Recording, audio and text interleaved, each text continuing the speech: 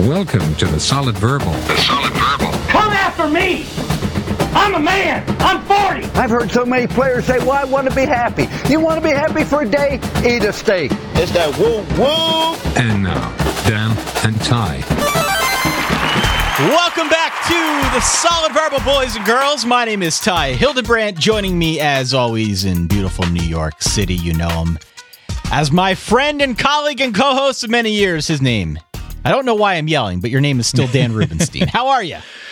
I'm good, Ty. And just before, right off the bat, there are times where I do want something more. Someone just more like me, I guess. There's times when this dress rehearsal, you and I, it seems incomplete, Ty. But you see the colors in me. You do this show like no one else, Ty. And behind your dark glasses, we're in glasses right now. I would be content to let you read through all the lyrics, but that's got to be No Doubt. It's, well, I don't know if is it No Doubt or is it just Gwen Stefani solo? I think that was back in the No Doubt. It's full No Doubt. Okay. I'm not a music connoisseur like you and Bill Barnwell are. You really love me underneath it all. Yeah, that's correct. You ready for week 5? I am ready for week 5. I think it's deep with intrigue, Ty. Okay. And that's not an introduction to Patriot League picks. Right. I am legitimately very excited for week 5, even though we don't have, bold in-lights headliners. That's overrated. That's always overrated. It's all about depth of fun, and I think we got a lot of it. Absolutely. All right. Well, first things first, before we go any further, we have gotten a litany of questions about the T-shirts because people ordered the T-shirts at the end of August. They still haven't gotten them. We had some issues with addresses being incorrect. We got confirmation that shirts have started shipping out. So if you ordered a shirt, you should be receiving it within the next couple of days, hopefully. If you didn't get a chance to get in on the first run of Solid Verbal 2017 fall T-shirts, we will be doing a limited second run with our friends over at Cotton Bureau. In a matter of weeks after we get all of these squared away, we will put that up there for people who want to get a last-ditch T-shirt before they go away forever. Yes, I think they are printed and they will be sent out by the end of this week is what I was told. So maybe weekend, maybe early next week, depending on where you are. They're coming out of, I believe, Florida. Okay. So there you have it. The other thing worth noting is that the reverbs will go off without a hitch this weekend. Yes. As I mentioned on the show last Sunday, our friend Taylor, our trusted deputy, out of the country just temporarily and unable to do reverbs. We've got a gentleman by the name of Ryan who has so graciously offered to fill in. Actually, we had a handful of people offer their services, but Ryan was the first one to jump on in, so we're going to give him dibs. You turned down Rick Rubin, which... Yeah, I know. Honestly, a chance to get him behind the knobs, but listen, we're loyal to people that listen to the show consistently, and we got to go with what we got to go with. Other than that, though, I'm pretty excited for week 5. I think deep with intrigue is an interesting way to describe it. When I talked about it last week in relation to our window of opportunity, which I will address here momentarily, I promise, it didn't look to me like it was that loaded with headliners, and I still believe that. However, last week wasn't either, and last week was a great weekend of college football. So Friday night actually is pretty exciting, and if you're listening to this Saturday morning, hoo boy, we were either right or wrong about that. But in terms of an actual window, I think there are some options. Before we get to that, quickly, can we take care of a couple of news items? Yes, please. Or nude items, as I sounded like I was saying. We have breaking news! Boop, boop, boop, boop, boop, boop. Tom Jurich is out at Louisville as athletic director. What does that mean? Well, sometimes when you hire a new athletic director, they like their guy in big positions like head football coach and, in Louisville's case, head basketball coach, because Rick Pitino is either fired or on some sort of administrative leave, whatever. But this is a football show. What it means for Louisville football is, I believe this is correct, Bobby Petrino's buyout, so if he were to leave now on his own accord, gets cut in half. So, hold on. Yes. Time out, my friend. Okay. You're telling me that Louisville might want to part ways with a moral giant of a man like Bobby Petrino. I find that very hard to believe, but okay. Yeah. A juggernaut in the field of morality. I don't think they are in any sort of mood to right now because things are looking good. They just won a Heisman Trophy and the football team seems to be on an uptick, but that is something worth noting. And the other bit of news, Ty, is there are now players facing charges at Florida, significant players. Yeah, 9 players facing multiple felonies. If you're wondering when the likes of Jordan Scarlett and Antonio Callaway will be rejoining their teammates, you could be waiting a while. Doesn't sound like there will be. It's credit card fraud. It might pique the interests of federal prosecutors because once you start in with credit fraud, it sort of sets off alarms in all sorts of different places. So I wouldn't count on much in the way of these players returning anytime soon. In particular, Jordan Scarlett, who money on his card, he sort of attributed to an agent putting it there. Him and his girlfriend said that. So it's a tangle in Gainesville right now. But who knows? They're playing Vanderbilt. They could still win. So that's all I have. There's updated Heisman odds if you're at all interested, Ty. But got to be Saquon, right? Saquon's at plus 175. Okay, so he's the prohibitive favorite. I would stay away from Saquon, which I also think Saquon might be the most talented player, but injury risk and, he had some down weeks last year. We'll see. From a betting perspective, plus 175 in week 5 of the college football season. That does not represent great value. What that means is that for every $10 you put down, you get $17.50 back. Mm-hmm. You'd almost be better looking further down on the list for somebody who maybe pays out 4, 5, 6 to 1. Yeah, Jalen Hurts is plus 3,300, which seems intriguing at this point because he will keep putting up numbers, although he might be leaving games early. So that doesn't bode well for him. Jake Browning's at plus 4,000. Trace McSorley plus 5,000. I'd stay away from that. It's a pretty, you can still get Sam Darnold at plus 700 if you really like him, but I don't even know where the value is on this list. So yeah, that's where we're at right now. On that note, Dan, it's that time. All right. Dan, time, help. I need picks of the week. All right, let's just cut to the chase here, okay? Enough of the news, enough of all that jazz. Let's cut to the real bone here and talk about week 5. We've got a bunch of games here. I'm counting 1, 2, 3, 4. I'm losing count already. We got a huge list of games here that we're going to try and run through. As I said, maybe not the highest of highs in terms of matchups, but plenty of games that are of national interest, of interest to our listeners, and we're going to try to really run the gamut and tell you what's going on all around the nation this coming weekend. Regarding the window of, what are we calling opportunity. it? Window of opportunity? I'm sorry, I've just been handed a note that the window of opportunity is on bye this week. It's being repaired. It's a bye week? It is being repaired this week. It will return for week 6. Could we break it into halves? Because I think you could extend whatever you're doing in the morning till about 1:30 if you don't want to watch the first half of the Nooners. There isn't a huge matchup at noon. I don't think there's any reason to watch the first half of Vandy, Florida, the first half of Northwestern Wisconsin.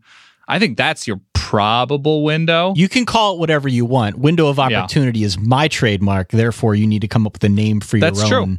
I'm just rebutting. Your own sliver of humanity on a Saturday. Yeah, I'm State of the Union rebutting to yours. Rebutting. Okay. Peace. Sorry, is that too early? A little bit. Okay. Let's start off 3:30 on Saturday. CBS, Georgia.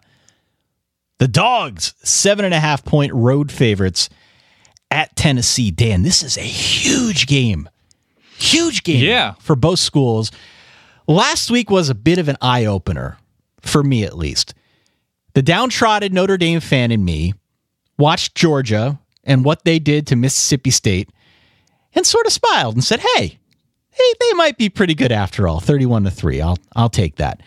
Now they're on the road in, I would say, the most hostile environment they're going to play in all year against a team. And you know what they say in the business, and by the business, I mean the industry, Dan. Sure. Nobody puts Butch Jones in a corner, right? This is a game that I think the main reason you root for Tennessee is the potential reaction from Butch Jones. Right. If they were to somehow pull the upset, because you'd see tears, you'd have the hoarse voice, you might have some locker room dancing.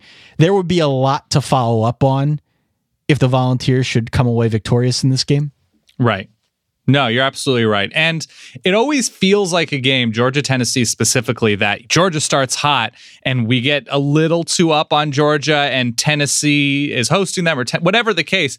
The other one brings each other back down to earth. There's a little bit of that in this. It's not a rivalry, but in this matchup, it seems more often than not. Or Tennessee starts really well with a ton of talent. They host or they go to Georgia and Georgia brings them a little bit back down to earth. I think Georgia wins this game and comfortably so, if they're patient, because Tennessee does a good job of stopping big plays. Georgia needs to string together longer drives, particularly on the ground. I think the bigger plays will be tough against them. And Tennessee, I think, wins this game. And I know people are down on Tennessee because of the end of the Florida game, and they struggled to separate from UMass. And they gave up so much on the ground to Georgia Tech, although they pulled that game out. If Tennessee's defense does a good enough job of keeping Georgia sort of behind schedule, they rush the passer really well, Tennessee does. And if they can get creative with John Kelly, they're at home. I'm going to take the points in this game. I'm not confident in Tennessee winning, but I think they do enough things well with a running back as talented as John Kelly and playing at home, and still Jake Fromm, who I like, Jake Superior. I have 20-14 Georgia. Tennessee covers. I think Georgia wins 28-20. I agree with your sentiment about them bringing each other back down to earth. That feels about right to me. Georgia wins because their defense can limit John Kelly and they can force Quentin Dormady to make some mistakes. I think that's what it comes down to. Along with that, I think there is potential for some big plays for Tennessee here. I could see a line where Quentin Dormady finishes with 187 yards, 2 touchdowns, a couple picks, maybe a 60-yard touchdown pass. Something. I think there are some big plays out there, but I still fear that they're a little too mistake prone and that Georgia has what it takes in the front seven to limit what John Kelly can do. So you're giving the points, but just barely. 28-20, Georgia covers, but ever so barely. We sort of disagree. 3:30, ABC, Florida State, 7.5-point road favorites. More home dogs at Wake Forest. And who would have thunk it? Who would have thunk it that Wake is 4-0, Florida State is winless, they're lowly, they're out of the top 25 for the first time since 2011. Yeah, not great. A great story. You got John Wolford, you got the Wolford wagon rolling. 8 touchdowns, 0 picks so far this season. Do you ride the Wolford wagon now against the Noles, Dan? I do not. Here's my problem. Florida State is a little bit vulnerable, as we saw last week against NC State, to bigger plays. If Wake is able to take chances on shots downfield or something like that, which they're not good at, it'll probably be through the air. Nothing, crazy on the ground, trick plays, reverses, and whatever. Then they might be able to hang around. The big thing for Florida State when they're on offense is finishing drives. We've seen them so many times, especially, so many times they've played 2 games, but last week against NC State, settling for three attempts. And the Wake Forest defense is great, especially at keeping teams out of the red zone. So Florida State needs to just sort of jumpstart everything on offense. And I know they were beat up on both sides of the ball last week. I'm going to go with Florida State here. I don't think they're going to be able to move the ball a ton, but enough to barely cover. I'm going to have it 23-14 Florida State. I don't think Wake has the offense. I looked long and hard at this game. Lock of the week. And John Wolford and the Wolford wagon. It's a great story. Yeah. I'm a fan of that story. I mean no disrespect to the claw fence, but Florida State should be able to play a backup quarterback and cover 7.5, right? Right? Am I wrong about that? This is Florida State. Yeah, this is what always gets you into trouble, Ty. I know, the road favorite. Well, it's the road favorite, and you just saying, it's Texas. It's USC. I know. It's Florida State. Oh, and God. Wake is good. Wake isn't good, but Wake is pretty good, all things considered, within the context of the Deacs. Sure. They play good defense, Ty. They do. I'm just not sure they can play good enough offense here to stay within 7.5. I think Florida State comes out hungry. I think they shut down Wake. I think John Wolford's under assault all game. I think James Blackman, he was a factor last week being a freshman, and he's got another week under his belt. Plus, there was rust on defense. Just like a lot going wrong, going against Florida State. That's not happening 2 weeks in a row. It's shaken off the cobwebs in the way that teams do between week 1 and week 2, but for James Blackman between start 1 and start 2. That's correct. Okay, fair enough. I'm going to say Florida State 28-10. Lock it We up. agree. Not on the lock part, but yeah. Moving on, Saturday at 4 p.m. Eastern on Fox. Michigan State playing host to Iowa. To me, this game's dead even. Okay. Dead freaking even. You got two teams coming off losses. The Iowa loss was obviously a lot more dramatic. The spread here is 3 points in favor of Michigan State. The over-under is 45. From a Vegas, from a gambling perspective, Dan, this is like betting an NFL game. My big question is whether that loss from a week ago took a lot out of Iowa or not. So do you have a pick? I don't know. It's 3.5? Honestly, I have no idea what to make of this game. I looked at S&P numbers. I looked at our friends over at Massey Peabody, like every advanced and unadvanced metric I could find to try and figure this game out. Nothing really gleans much insight into it. I think Iowa's the better football team over the long haul, and I think that will bear itself out over the course of the season. So I will take the points here and go with Iowa. I think outright, but on a scale of 1 to 10, 1 being least confident, 10 being most, I am definitely at about a 1.5. All right. So this has a couple of factors that I like a lot. One, I think there's a big letdown factor going on the road to a loud place. It's not a night game, but I think there's 100% a letdown factor for Iowa going to Michigan State. Michigan State is going to play, from what we've seen of them, they're going to play patiently. You would assume they're going to ride LJ Scott. Hold on to the ball, LJ Scott. Hold on to that ball. They're not going to try too much downfield. Iowa, we saw last week, they kept those safeties back against Trace McSorley and Penn State and let them sort of chip away. Guess what happened?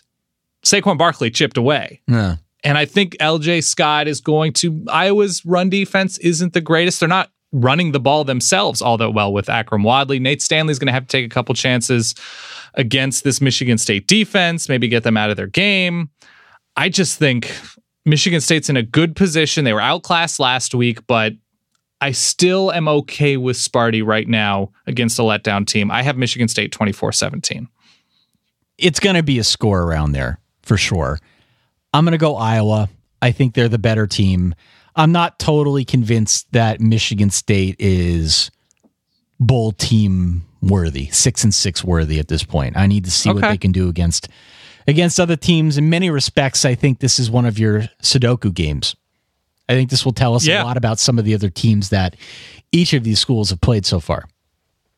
Yeah, that's fair. I thought last week was a little Sudoku-ish for Notre Dame and Michigan State, but yeah. All right, moving on. Let's go to the ESPN 6 o'clock game, Dan.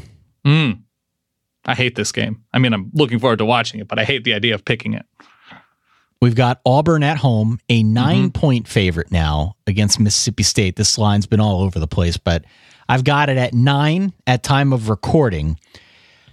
It was a hard, cruel fall from grace for Mississippi State last week, wasn't it? It was indeed, Ty. It was indeed. We'll never know if there was any kind of letdown effect after that huge win against LSU, because a 31-3 road loss, gosh, that just leaves a mark. You can't tell. I'd say so. You can't tell if there was a letdown or if they just got destroyed. Either way, it's a 28-point blemish on the record. And now they're going to Auburn, a team that we haven't talked a whole lot about Auburn this year. We talked about them briefly when they squared off against Clemson and lost by 1 score. But Auburn's defense has been really solid. Granted, they played against a Missouri team last week. That's a bit of a tire fire, but defensively, we knew they'd be pretty stout coming into this season. It's worth mentioning that Jarrett Stidham looked really good last week. He's looked progressively better over the course of the season. Now he's completing over 70% of his passes. I mean, Mizzou is... I know. It's not a bye week. Temperate. I get it. Not by Zoo. We can play the sound from Missouri. Fizz, fizz. Oh, what a relief it is. It's true. It's 100% true. The cure for the common team or offense or whatever, yeah. But Auburn can run. They can play defense. They're getting better quarterback play with each passing week. That, to me, feels like a really bad matchup for Mississippi State. I like Mississippi State. I like what they did against LSU. But we could maybe be veering into territory, especially after LSU struggled a tad with Syracuse last week, where LSU's not nearly as good as we expected, and perhaps that 30-point win against LSU was a bit of a mirage. Not a mirage, but something to be taken within context of, okay, LSU's okay, but they're not very good at this point, at least. I didn't like picking this game because I don't love either one of these offenses, or really even like either one of these offenses. They don't generate big plays. They've been disappointing. There's running talent, but they've been nothing if not inconsistent moving the ball on the ground. Auburn should at least try to take some shots downfield, because Mississippi State, if you watch any of that Georgia game, they can let some receivers behind them. They can do that.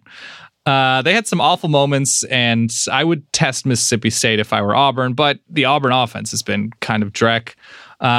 Mississippi State themselves, they've got to figure out how to sort of spread the field and generate yardage, because I really do not think long, sustained drives will happen against this Auburn defense, which is sadly excellent with a very average offense at this point. So this game confused me a little bit. I'm going to go with the home team. I'm going to go with Auburn to cover here, 24-13.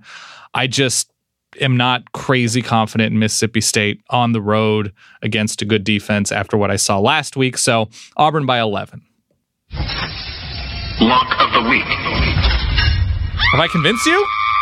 I'm going back in, baby. Give me. Did I convince you? I sold you? No. I was going to let you go through all your histrionics before dropping that sound bomb on all y'all. Okay. This is a bad matchup for Mississippi State. It's a week after they got killed by Georgia. I think this game's back on the road. I think this game's probably more competitive, but I am all in on Auburn here. Give me the Tigers. Lock it up. Let's say 33-14 is your final score. Big home win for Auburn. Yeah. Problem with Auburn is their offenses. I mean, they struggled with Mercer. It's not for me right now. Here's what I would, if I was thinking about this when you were talking about Auburn against Clemson. If players were able to make money off their own likeness, and if Jarrett Stidham, and I don't know Jarrett Stidham, I don't know who he is, but if he were to have a sense of humor about himself, wouldn't doing a commercial for a detergent in like a before and after that Clemson game, look at all the dirt, look how much abuse this jersey took. A good Tide commercial, yeah. You can't do Tide with Auburn. That's true. Can't do Tide. No, that's true. Bounce, shout, yeah. OxyClean, any of those would work. Heaven strike me down for saying Tide. I apologize. There has not been a better detergent game this season than there has been for Jarrett Stidham and Auburn.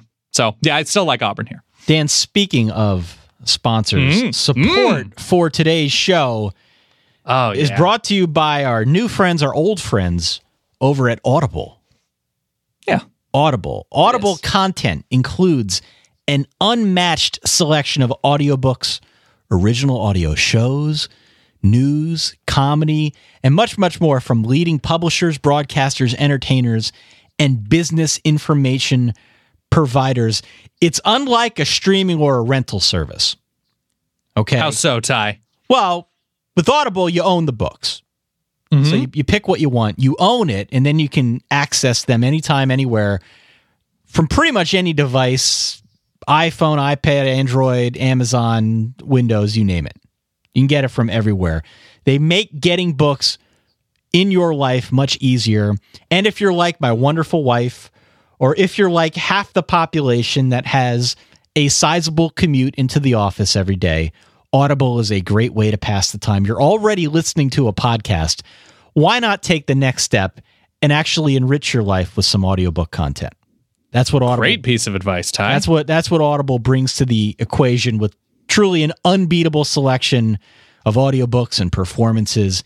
Transform your commute and ride. Ride with Audible, Dan. We ride. Solid Wife does it. You should too. Right now, you can get a free audiobook with a 30-day trial at audible.com/solid. That's audible.com/solid. www.audible.com/solid, SOLID. A free audiobook with a 30-day trial. Huge library. Go for it. Let's move on. Let's go to Saturday night, 8 p.m. ABC. Saturday night. This is the big one. This is the big and Dan. Clemson. Is game day here? I think so. I believe so. I hope so. It's no Times Square, but it's true. Blacksburg's pretty exciting, especially when Clemson rides into town a 7-point road favorite against the Hokies. This is a rematch, you might remember, of last year's ACC championship game. That ended up being a ton of fun. Tech was down, 21 points. They battled back to make it close. They ended up losing by a touchdown. This year, we have talked an awful lot about Clemson. A lot about Kelly Bryant. A lot about that Tiger defense. We haven't talked a whole lot about Virginia Tech because they beat West Virginia in week 1. And since then, it's been the likes of Delaware, ECU, and Old Dominion. Courageous. Which isn't exactly top flight competition. That said, Josh Jackson's been really good. Cam Phillips has been a straight up dude at receiver. The defense has been fabulous. There's an awful lot to like here, Dan. There is. So my question for you. I'm ready. Is Tech going to have any success moving the ball against this defense? Maybe a little. The offense is pretty good, and Josh Jackson has hit some big plays through the air, but, oh man, versus Clemson, they have to be perfect. They have to be efficient. They have to get to 3rd and 3s pretty much every drive. They can't screw up with turnovers, and defensively, they're going to need to take chances against Kelly Bryant and get him out of any sort of rhythm. The Clemson offense it's been very good. And other than the first 3 quarters of the Boston College game, right? They're good and they're not dropping bombs. They're not, coming away with trick plays that are going for 70, whatever. They're just long, sustained, efficient drives. They're out-talenting people, Ty. And neither one of these teams really is super explosive. And basically, to me, it comes down to whoever wins more first downs is going to win the game. I would love to take Virginia Tech to cover if they were better against the run, but I like how Clemson has quietly sort of shifted to a really good run team with Tavian Feaster, with Travis Etienne. These guys are good. And on top of this excellent defense, I have Clemson 28-13. Wow. I have no way to think about this game in a closer way. I could very well be wrong, but that's where I'm at because Blacksburg's a tough place to play. Have you been to Blacksburg, Ty? Yeah, I've been to Blacksburg, yeah. It's so fun. Yeah. And because it's Delaware, ECU, ODU, I don't have the confidence in Virginia Tech right now because of just what we haven't seen. So I'm going Clemson 28-13. I think they're more tested and ready. That's an absolutely fair assessment. And I considered much of the same when I was trying to put my preview together for this one. I think here's what we know about Tech. They were able to move the ball against West Virginia. Clearly, that's not Clemson's So is defense. Kansas. Clearly, it's not Clemson's defense. Yeah. I'm willing to give you that. But I think defensively, Virginia Tech has what it takes to hold Clemson to 20 points. Because this is a good defense. It's not better than Auburn's. It's not better than Florida State's, but still really good. If anyone is going to outscore Clemson on offense, projecting forward, look at the rest of their schedule. If it's going to happen... But there's the if. If it's going to happen against anybody on this schedule, it's probably going to be Virginia Tech is probably going to be on Saturday night. Ah, man. First-year starter at quarterback, young redshirt freshman. I mean, I'm looking at Clemson's schedule right now, and the rest of the quarterbacks on their schedule are... Yeah. I mean, Ryan Finley on the road is certainly something to worry about. James Blackman, we'll see what he looks like by November. Jake Bentley we like, but it's still South Carolina with a ton of other questions. I mean, you're not fully wrong, but I don't know what Josh Jackson does against a really good defense. And I hesitate if other good quarterbacks against this Clemson defense have long periods of struggle. I think he'll pop a couple plays, but the odds are ever in your favor going Clemson. Yeah. Especially with that defense, which obviously is a huge equalizer and keeps them in every game from start to finish. There is no denying that. But I just think Justin Fuente last season showed us that he can be a really good coach when airdropped into pretty much any situation. And so far this year, Virginia Tech has looked the part. I like Josh Jackson. I am going to get crazy.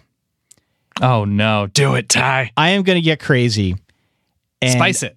I think that Virginia Tech wins this game outright, 24-20. Oh, Ty. I appreciate that because when I picked Louisville over Clemson, as soon as that game started, basically, as soon as Clemson took their first lead, there's nothing like picking against Clemson, seeing them take the lead, and then knowing immediately then, maybe end of the first quarter, somewhere like, oh, nope, I've lost this game. A very quick death, right? There is like this feeling you get watching Clemson and doubting them as soon as they get going a little bit on either side of the ball, where you're just like, well, of course, this is what's happening. How do you say Clemsoning? How do you say Clemsoning backwards? That's what this is. Yeah, you're not wrong. So I appreciate the moxie, but I'm going to go with Clemson here. Fuente last year, he showed how good of a coach he can be, and he almost got Clemson in that ACC game. Almost. Yeah, ish. Now it's at home. It's at night. Lane Stadium's going to be rocking. Very tough place to play, even though Kelly Bryant's been very good this year. And even though I think there are enough pieces on his offense that can bail him out, even if he's not playing at 100%. I'm gonna get crazy. Why not? I like how you glossed over the fact, like 2016, Justin Fuente, first year, lost to Syracuse, lost to Georgia Tech. Nothing to see here. Friday, smooth gloss. Friday, 10:30, ESPN. USC on the road, a 3.5 point road favorite in Pullman, Washington at Washington State, Dan. We know Washington State can score. Not everybody knows that they can also play some defense. The focus for any Mike Leach defense is creating takeaways. That's what he's out there to do. So far, they're 18th in the nation in turnover margin at +4. That, to me, I think is significant here because we've seen that Sam Darnold is certainly not immune to a ballsy throw over the middle or something that can get his team in trouble. There's still, even with those throws, USC is still probably consistent enough through the air to keep drives going against, you're right, a good Washington State defense that does take the ball away. They've been inconsistent running the ball. Part of that is because Ronald Jones has been nicked up, didn't play against Cal last week. The offense is pretty good. It is pretty good. On the road, short week, Pullman, weird place, late start East Coast. It's very clearly on the West Coast. I think they're going to be able to run it a good amount against Washington State. They need to get better finishing drives. They've stalled a little bit too much in the red zone or the green zone or whatever. And again, Washington State, good turnover team. If they can turn fumbles, Sam Darnold, dumb throws into points, then Wazoo has a pretty good chance in this game because they're built pretty well against this USC team. They're obviously good throwing the ball. They stay ahead of schedule and they get to third and shorts. I think they'll be able to sustain longer drives. And if I were Washington State, I wouldn't fully shy away from running the ball right at USC. We saw what Western did for a chunk of that game. We saw what Stanford could do with bigger plays, even Cal on the ground. So take Jamal Morrow and see what happens. And I would sort of probe and penetrate and puncture a little bit with him. Settle. That's for the Patriot League. Probe, puncture, penetrate. Come on, Ty. These are all family terms. I just hope you have your finger on the button. 31-30 Wazoo. Lock it up. Lock of the week. Are you going outright Wazoo? I'm going outright Wazoo. I mentioned this game when we were looking way ahead at the schedule in the spring and the summer and preview time. This is what I have circled. USC's, obviously not a lot of teams have had a week off yet, but short week going to Wazoo against a good quarterback, against an aggressive defense. And Wazoo probably shouldn't be undefeated. That Boise game was crazy, but here they are. This is, as they like to say, Ty, this is their Super Bowl. Yeah. I'm going Cougs. The de facto national championship game. Home dogs. And home dog. Do we want to make them home dog? They're my home dog of the week, absolutely. The Yakos. Home dog of the week. Is it a little... Does it feel LRO to you a little bit for USC? If we're just going to throw all of our terms and phrasings. Just empty the clip here on this game. Friday night, 10:30 ESPN. USC, I think, wins. I think it's 45-44. I think it's close. I'm with you. 1 point game. Pullman, late night.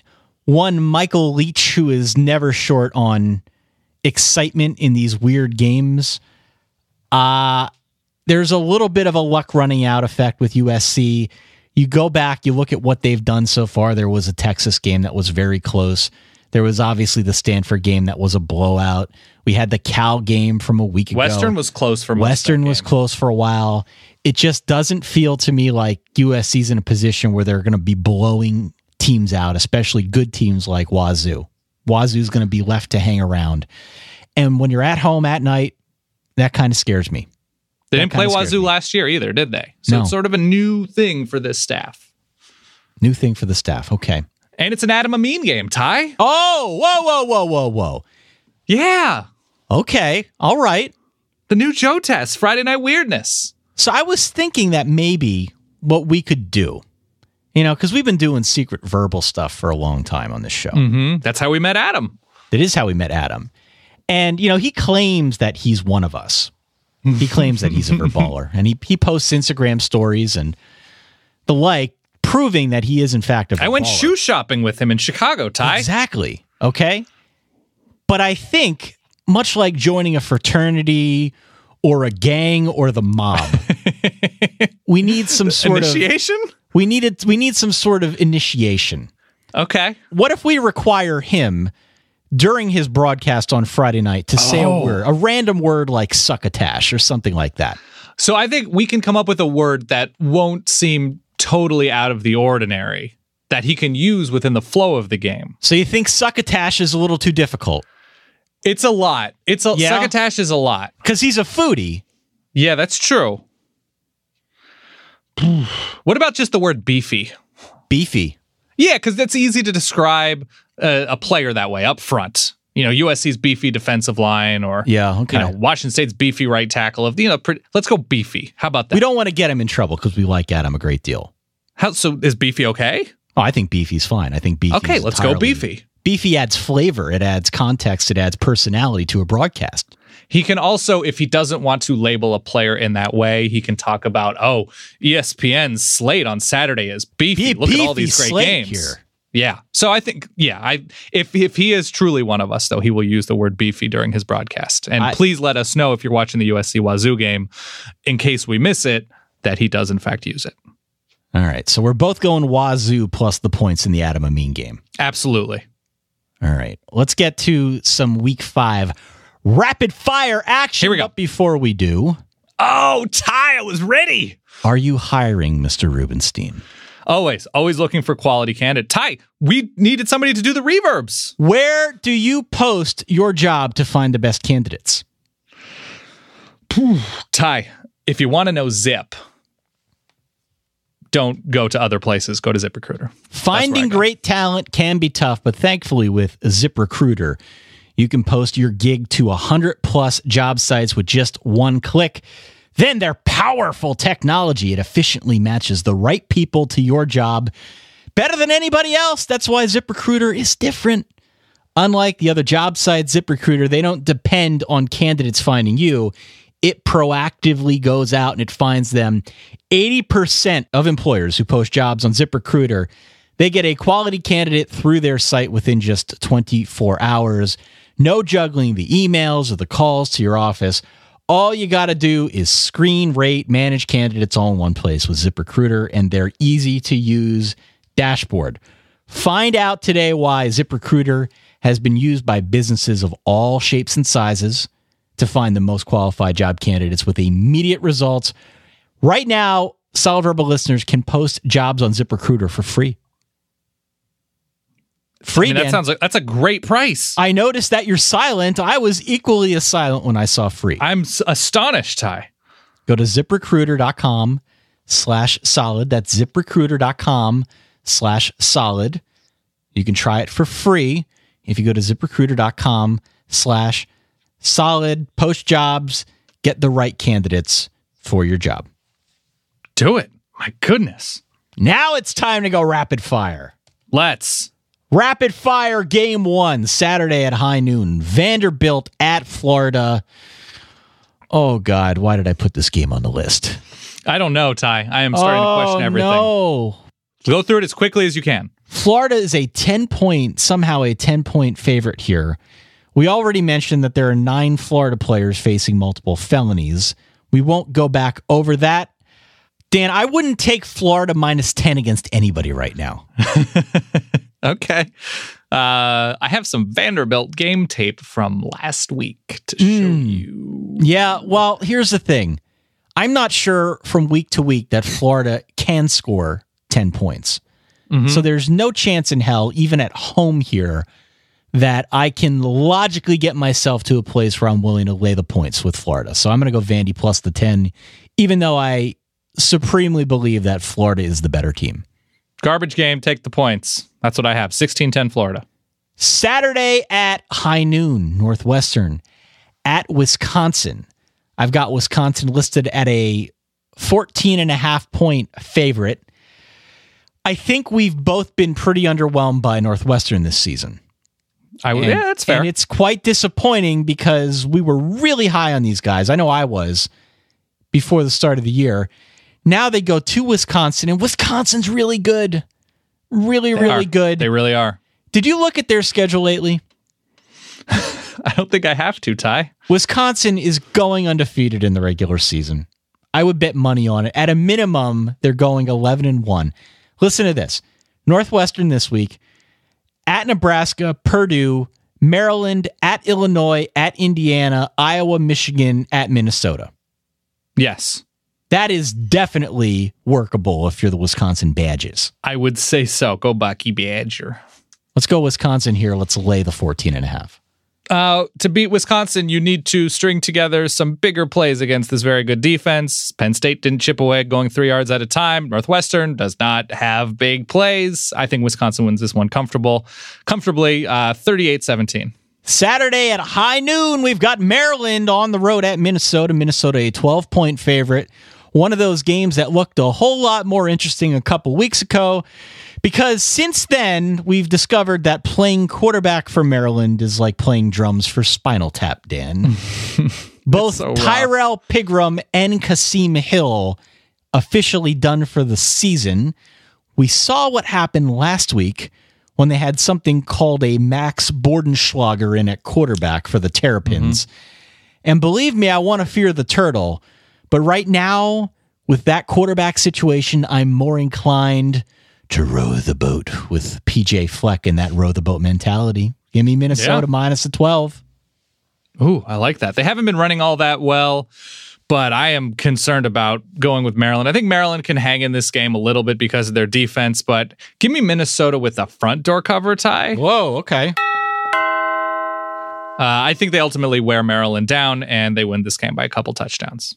Saturday at 3:30, it is the Big 12 team from Waco traveling to Kansas State, where the Wildcats, I forgot their name. Little Apple. Where the Wildcats are a 17-point home favorite. Humor me here for a second. Mm-hmm. If the Big 12 team from Waco is now officially going with Zach Smith, and if they look better on offense like they did against Oklahoma, I am inclined to go with them here to cover the point spread. I don't think K-State's good enough on offense to get 17 points of separation. So, all good points all around. Problem is, The team from Waco's defense. Garbage. Yeah. Real bad, especially against the run, which is where Kansas State, I think, will thrive. I think they run all over them. And it's also maybe a bit of a letdown week for the team from Waco after hanging with Oklahoma. So I'm going to go Kansas State to cover here. I think they win by 20. Let's go 45-25. I'm going Big 12 team from Waco. Actually, they're not going to score that many. Let's go 30-13 or 34-13. I'm going Big 12 team from Waco to cover 17. It's a lot of points. Okay.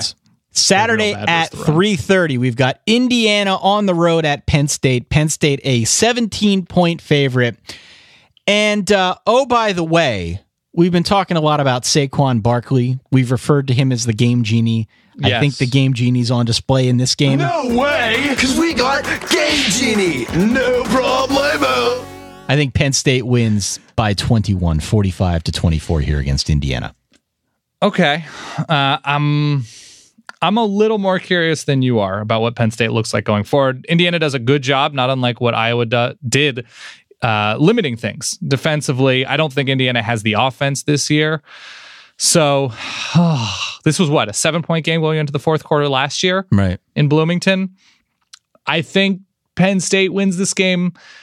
In the end, the score looks kind of comfortable, but I like this defense. 27-13 Penn State, Indiana covers. What is it that Indiana limits exactly? They play good defense. They tackle well. Here, Saquon Barkley against Indiana last year was 33 carries for 58 yards. Ty, you getting hot and bothered? Not from that line, no. Okay, just making sure. And it's a different team. It's a different offense, different defense, etc. It's a different head coach for Indiana. I think they're going to do a good enough. Listen, you're not going to fully contain the Game Genie, but I think they're going to be all right. Ohio State, they didn't limit much in the end. Virginia was their second game, and Georgia Southern and their probable worst offense in college football was their and beating Virginia. Is that okay? It's fine. It's looking better. Saturday, 7:30, South Carolina on the road at Texas A&M. A&M a 10-point favorite. I kind of think A&M is undervalued here. Why? I like him at home. I think they've looked better offensively. And I'm not totally sold on South Carolina. I don't think South Carolina can keep up with an A&M offense that seems to me like it's starting to figure it out. So I'm going to go A&M and lay the 10. I agree. They got to stay patient. They should be able to move the ball against South Carolina. Got to avoid the hangover from last week, overtime win over Arkansas. If they get South Carolina to third and longs consistently, they should be all right. I just don't trust South Carolina at this point. So, yeah, I'm going to go Texas A&M by 13-17 here. Saturday at 8 p.m., Oklahoma State. The Cowboys, a 9-point road favorite at Texas Tech. This, of course, is a week after the big loss against TCU. Now Oklahoma's on the road. It's at night. It's in Lubbock, which we've talked about time and time again on this show, is a little bit like playing on Mars. And I think the Tech defense, while it does leave a lot to be desired, has played better in spots so far this season. They've clearly got the offense. I think we go with the points here. I almost got crazy and went Tech outright, but I think this is a close shootout-y kind of game. I'm going to say Oklahoma State wins 45-41. I like that score a whole lot, Ty. I'm going to take the points in a shootout as well. Texas Tech is going to be able to run the ball, I think, all right against Oklahoma State, not unlike what TCU did last week. So I'm going to go, I have 41-38 written down. Oklahoma State wins, but it's back and forth. Saturday at 9 p.m., we've got Ole Miss going to Alabama. Bama, a 27.5-point favorite. Dan, I asked a question a few days ago on Twitter. Have you heard of something called an Instant Pot or an Instapot? I have not. Ty, teach me. Apparently now, this is some kind of super crock pot. Okay. A super crock pot, it's a pressure cooker, a crock pot. It's got a sous vide function, all sorts of bells and whistles built into this thing. And I'm not kidding. The second I threw it out there into the Twitter sphere, I immediately got something like 30 replies. Really? People are all in on this thing. I'm surprised you don't know about it. I do not. I don't have a lot of room in my kitchen, I'll be honest with you. I read about this after my friend Bob, a Verballer, asked me about it. Okay. And it seems like this is the real deal. And perhaps we're entering into a new phase of crockpotting now with Alabama. Like maybe we need to look at what the Instapot can do, because it's like a crockpotting. It's got that effect, but it's much, much quicker. So isn't that almost like, it's a pressure cooker, Ty? Yeah, but it's like so much more than just that. Is it? That's what people tell me. Okay, it just seems like a pressure cooker, but that's great. I'm going to go Alabama minus anything here. Yeah, I'm going to go Alabama minus anything. Either they should be able to run all over Ole Miss, who severely does not have big playability without an A.J. Brown at full strength. I think it's it wouldn't have mattered either way. I think it's an Instapotting. An Instapotting. Yeah. Okay. Pressure cook. Saturday, 10:30, Colorado on the road, a 7-point dog against UCLA, finally back in Pasadena. I think UCLA either wins this game by like 35 or they lose by 3. This is what I have written down next to this game in my notes. UCLA has to be okay one week, right? Right? I don't have a good reason. I mean, Jake Browning looked very good against this Colorado defense in the rain last week at times. UCLA should put up some yardage through the air at least against Colorado. And the defense is fine. Offensively, I have some concerns about Colorado. It just, like, they have to be all right one week. Yeah. Right? I have 28-20 and they cover. Barely. UCLA wins. I don't feel great about it. So far, UCLA has played a team in Memphis that could pass, and they got scorched. And then last week, they played a team that could run in Stanford, and they got scorched again on the ground. Way back when we thought this defense had potential to be good, so far it hasn't really come to fruition. I'm going to go Colorado here. I think they can control the game offensively, slow it down, do enough with Phillip Lindsay, force some mistakes with their defense, which is still pretty solid. I think Colorado goes on the road and wins here. We disagree. Saturday, 10:30, another Pac-12 after dark E kind of game. Mm-hmm. Cal, a 13.5-point underdog on the road in Eugene in the midst of a brutal stretch for them. Last week against USC. Ooh. Now they're at Oregon, next week at Washington. Then they come back home against Wazoo. We have a decent idea what Cal is so far this season because we've had a chance to see them play some better opponents.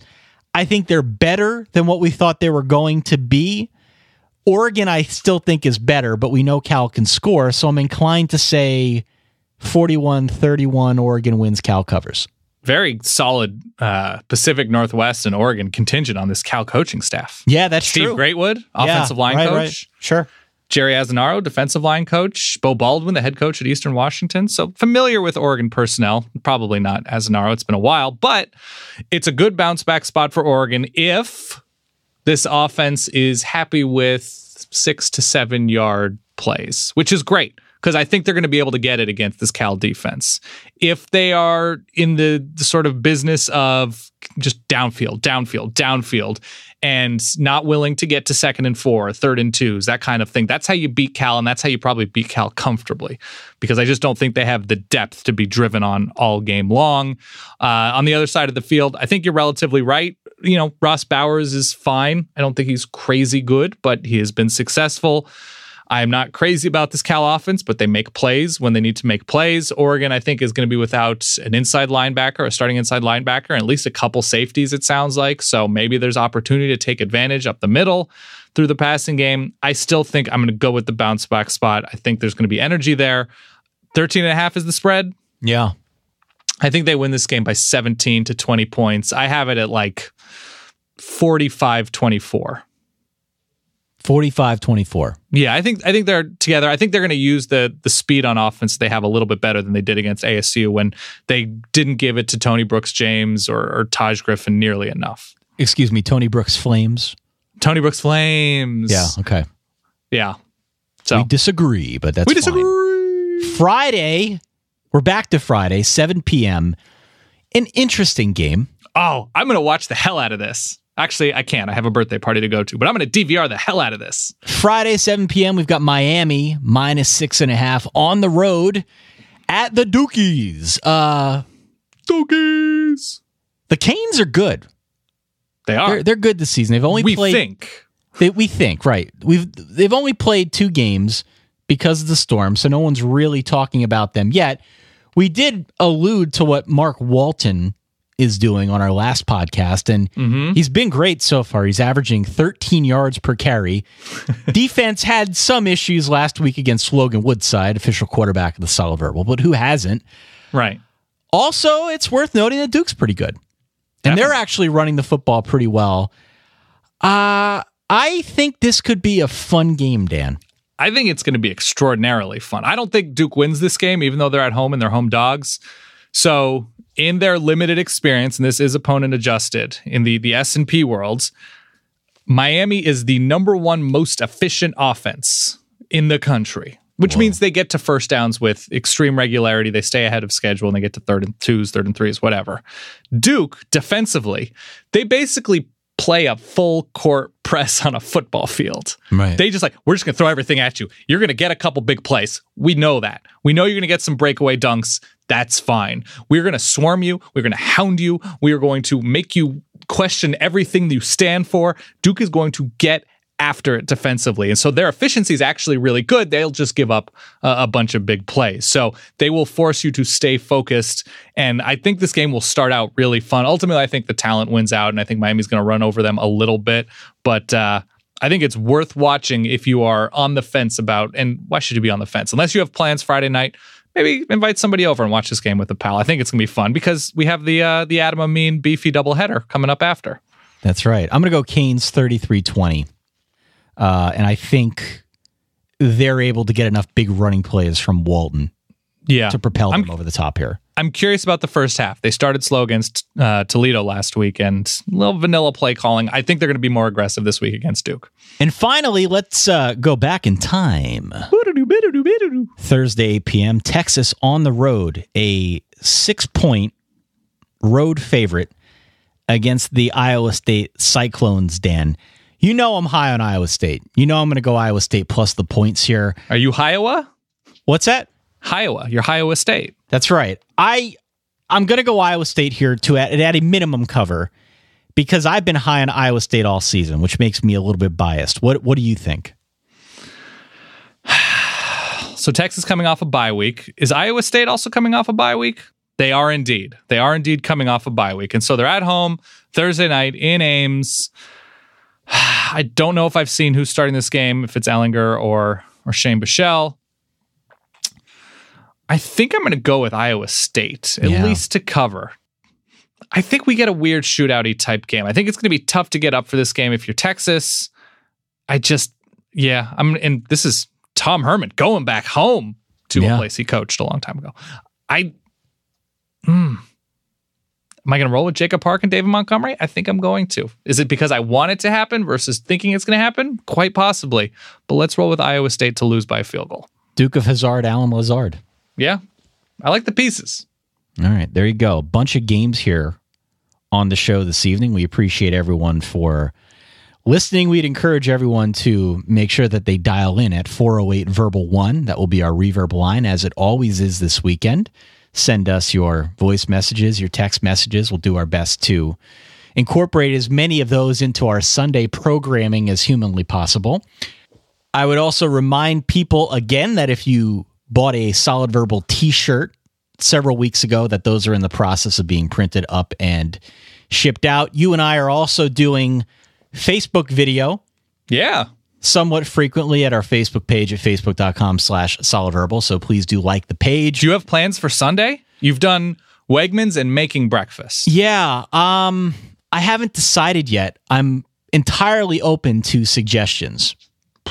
Do you have any family activities? You have a brunch with nieces? What do you have weekend plans where you could incorporate guest stars, cameos? I have no real weekend plans, to be honest. Mama H is probably too shy, right? Yeah, no. Mama H, Solid Wife aren't interested in being part of this camera show. I might rope Papa Rubenstein because parents are in town this weekend. Oh.